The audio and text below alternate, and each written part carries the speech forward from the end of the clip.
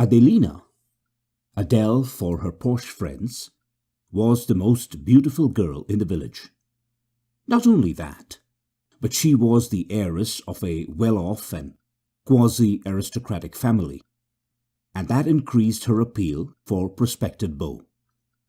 She was beloved by the parents of all her friends. She was fashionable and popular with the girls.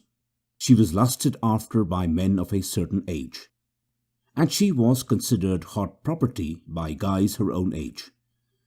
Adele was in everybody's wish list, and her list of Romeos was nearly as long as the Yellow Pages.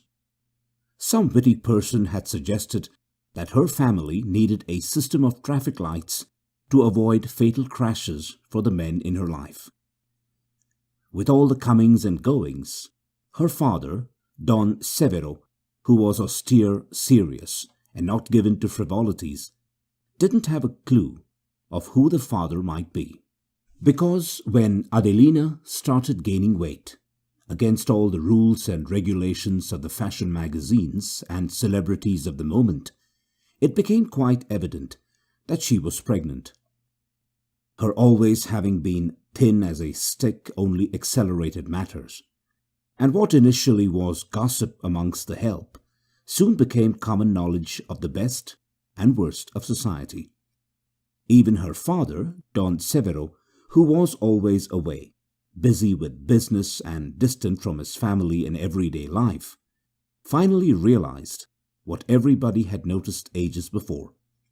He begged, he threatened, he tried to bribe his daughter, but all to no avail. She refused point blank to reveal the name of the father of the creature.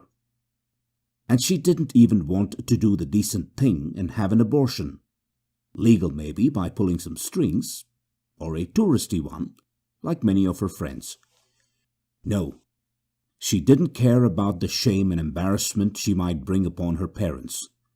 She wanted that child, and she'd have it. Nobody had ever said no to Adelina, and she wasn't prepared to set a precedent on that occasion. The birth was a big event. Adelina's stubbornness had won again, and she had refused to go to a hospital. "You're mad.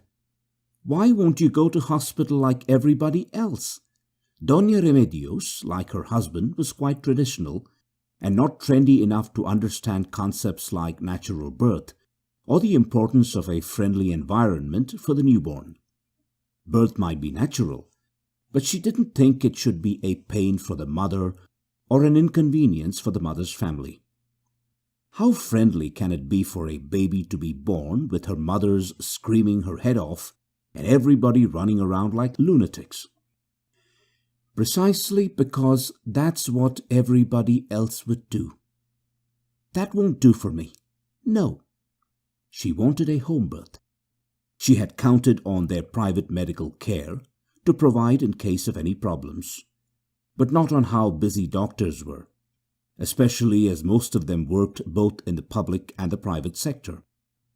By the time their physician turned up, he was only able to examine the newborn. He didn't look particularly pretty or even wealthy. He was small, thin, very dark, and all covered in black hair, like a tiny werewolf. Doña Remedios was the first one to hold him in her arms. Immediately, the baby, who hadn't even cried, opened his eyelids. His eyes green with yellow sparks, and with elongated pupils like a cat's, made his grandmother gasp away and say, "Jesus, he has the devil's eyes."